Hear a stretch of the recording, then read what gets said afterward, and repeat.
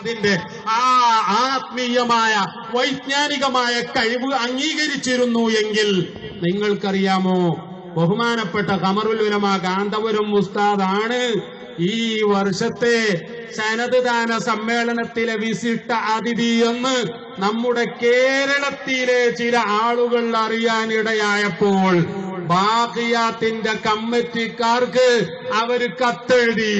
അഥവാ ഇദ്ദേഹം വന്നാൽ ആ സമ്മേളനം ഒരിക്കലും വിജയിക്കുകയില്ല, അതുകൊണ്ട് കാന്തപുരത്തെ മാറ്റി നിർത്തിക്കൊണ്ട് ബാഖിയാത്തിന്റെ ആ പ്രതാപം നിലനിർത്തണമെങ്കിൽ അദ്ദേഹത്തെ മാറ്റി നിർത്തണം എന്ന് ഇവിടെ നിന്ന് മറുവിഭാഗം കത്തെഴുതുകയുണ്ടായി.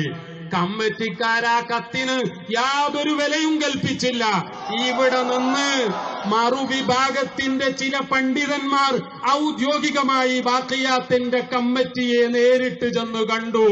ആ കൂട്ടത്തിൽ ബാഖിയാത്തിന്റെ സെക്രട്ടറി ജനാബ് ഹാഷിം സാഹിബിനോട് അവര് നേരിട്ട് പറഞ്ഞു, കേരളത്തിൽ നിന്ന് ബാഖിയാത്തിലേക്ക് ഇനി ഒരൊറ്റ കുട്ടിയെ പോലും ബാഖവി ബിരുദമെടുക്കാൻ കേരള ജനത പറഞ്ഞയക്കുകയില്ല, അല്ലെങ്കിൽ കാന്തപുരത്തിനെ പരിപാടിയിൽ നിന്ന് ഒഴിവാക്കണം എന്നവര് പറയുകയുണ്ടായി.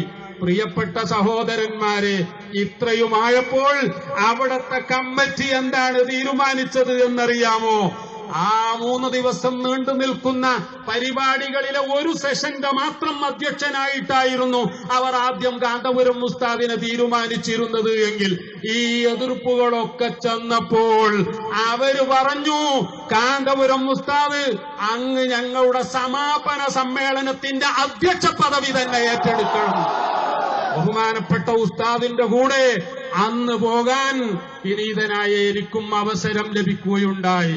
ഹൈദരാബാദിൽ നിന്ന് വന്ന, ആന്ധ്രയുടെ നെല്ലൂരിൽ നിന്ന് വന്ന, അതേപോലെ തന്നെ യുപിയിൽ നിന്ന് വന്ന, തമിഴ്നാട്ടിൽ നിന്ന് വന്ന, ഇന്ത്യയുടെ ഒട്ടുമുക്കാൽ സംസ്ഥാനങ്ങളിൽ നിന്നും വന്ന പണ്ഡിതന്മാരുള്ള ആ മഹാസമ്മേളനത്തിൽ ബഹുമാനപ്പെട്ട കാന്തപുരം ഉസ്താദ് അധ്യക്ഷം വഹിക്കുകയും അധ്യക്ഷ പ്രസംഗം നടത്തിക്കൊണ്ട് 1.5 മണിക്കൂർ പ്രസംഗം നടത്തുകയും ചെയ്തപ്പോൾ അവിടെ കൂടിയ മുഴുവൻ ആലിമീങ്ങളും പറയുകയുണ്ടായി, ബാഖിയാത്തിന്റെ 100-ലധികം വർഷത്തെ ചരിത്രത്തിൽ ഇതുപോലത്തെ ഒരു സമാപന സമ്മേളനം, ഒരു സനദ് സമ്മേളനം നടന്നിട്ടില്ല. അതുവരെ മർക്കസിലേക്ക് പലവട്ടം ബഹുമാനപ്പെട്ട കാന്തപുരം ഉസ്താദ് ക്ഷണിച്ചിട്ടും പലതരം ഒഴിവുകഴിവുകൾ പറഞ്ഞുകൊണ്ട് വരാതിരുന്ന ഹാഷിം സാഹിബ് സമ്മേളനം കഴിഞ്ഞന്ന് രാത്രി തിരിച്ചു പോരുമ്പോൾ ശൈഖുന ഉസ്താദ് അവറുകളോട് പറഞ്ഞു, എനിക്കൊന്ന് കേരളത്തിൽ വരണം. അത് ബിസിനസ് ആവശ്യത്തിന് വേണ്ടിയല്ല. It is not for any political purpose. അതൊരു രാഷ്ട്രീയ ആവശ്യത്തിന് വേണ്ടിയല്ല.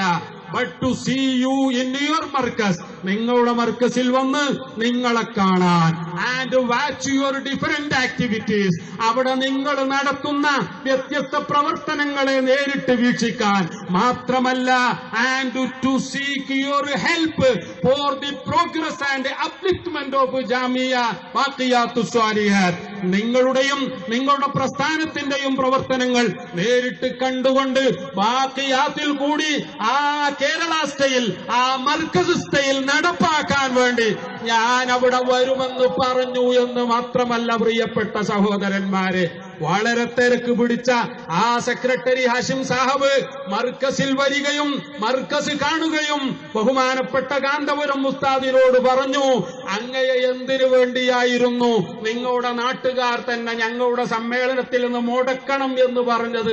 എനിക്ക് ഇവിടെ വന്നപ്പോഴാണ് മനസ്സിലാക്കാൻ പറ്റിയത്. നിങ്ങളുടെ ഈ പ്രവർത്തനം തീർച്ചയായിട്ടും ഇത് വ്യാപിച്ചാൽ കള്ളന്മാർക്ക് പിന്നീട് ലോകത്ത് സ്ഥാനമുണ്ടാവുകയില്ല. ഇത് മനസ്സിലാക്കിക്കൊണ്ട് കള്ളന്മാരാണ് അങ്ങയെ ഞങ്ങളുടെ സമ്മേളനത്തിൽ നിന്ന് മാറ്റി നിർത്തണം എന്ന് പറഞ്ഞത്.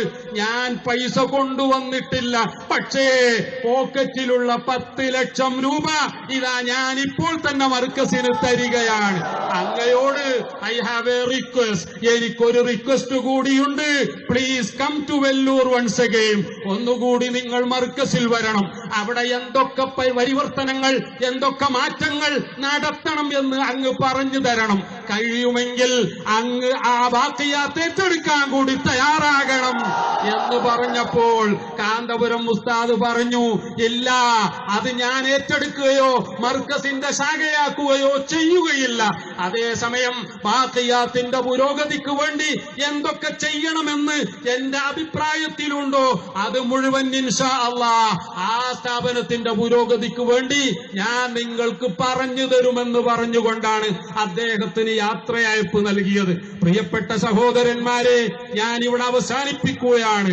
യുപിയിലെയും MP-യിലെയും ഹരിയാനയിലെയും ബംഗാളിലെയും ബീഹാറിലെയും ജാർഖണ്ഡിലെയും ആന്ധ്രയിലെയും തമിഴ്നാട്ടിലെയും ഗോവയിലെയും ഗുജറാത്തിലെയും മഹാരാഷ്ട്രയിലെയും ജമ്മുകാശ്മീരിലെയും ഇന്ത്യ രാജ്യത്തിന്റെ 25 സംസ്ഥാനങ്ങളിൽ നിന്ന് പണ്ഡിതന്മാർ കേരള മോഡലിന് നേതൃത്വം നൽകാൻ മാസത്തിലൊരിക്കൽ സാധിക്കില്ലെങ്കിൽ 6 മാസത്തിലൊരിക്കലെങ്കിലും കാന്തപുരം ഉസ്താദിനോട് അങ്ങയുടെ കീഴിലുള്ള ആലിമീങ്ങളുമായി ഞങ്ങളുടെ നാട്ടിലൊന്ന് വരണമെന്ന് പറഞ്ഞിട്ടാണ് അവർ പോയത് എങ്കിൽ ഞാനിവിടെ അവസാനിപ്പിക്കുകയാണ്.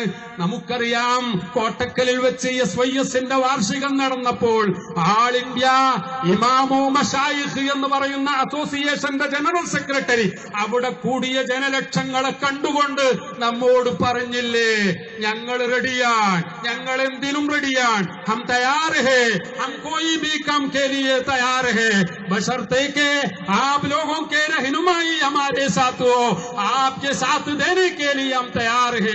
നിങ്ങളെ നേതൃത്വം നൽകാനും വഴി കാണിക്കാനും ഉണ്ടെങ്കിൽ കേരളത്തിന്റെ ചുവട് പിടിച്ചുകൊണ്ട് ഇന്ത്യയൊട്ടാകെ സുന്നി ഭാരതമാക്കി മാറ്റാൻ ഞങ്ങൾ തയ്യാറാണ് എന്ന് പറഞ്ഞപ്പോൾ ഞാൻ ഒരു കാര്യം ഇവിടെ തമാശക്കല്ല, കാര്യത്തിലൂടെ ഉണർത്താൻ ആഗ്രഹിക്കുകയാണ്.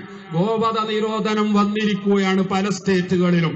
ഈ ഗോവധ നിരോധനം എല്ലാ തരം നാൽക്കാലികളെയും ഉൾപ്പെടുത്തുമെന്നാണ് ഇപ്പോൾ പറയപ്പെടുന്നത്.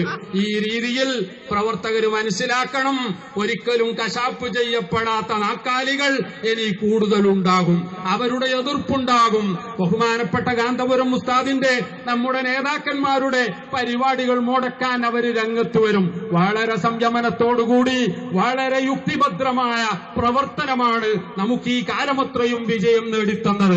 അതുപോലെ സംയമനം നഷ്ടപ്പെടുത്താതെ നമ്മുടെ ശീലങ്ങളൊന്നും ഒഴിവാക്കാതെ ധാർമ്മികമായി മുന്നിൽ നിന്നുകൊണ്ട് മറ്റുള്ളവർക്ക് മുഴുവൻ മാതൃകയാകുന്ന ഒരവസ്ഥ തന്നെയാണ് നമുക്കിനിയും ഉണ്ടാകേണ്ടത്.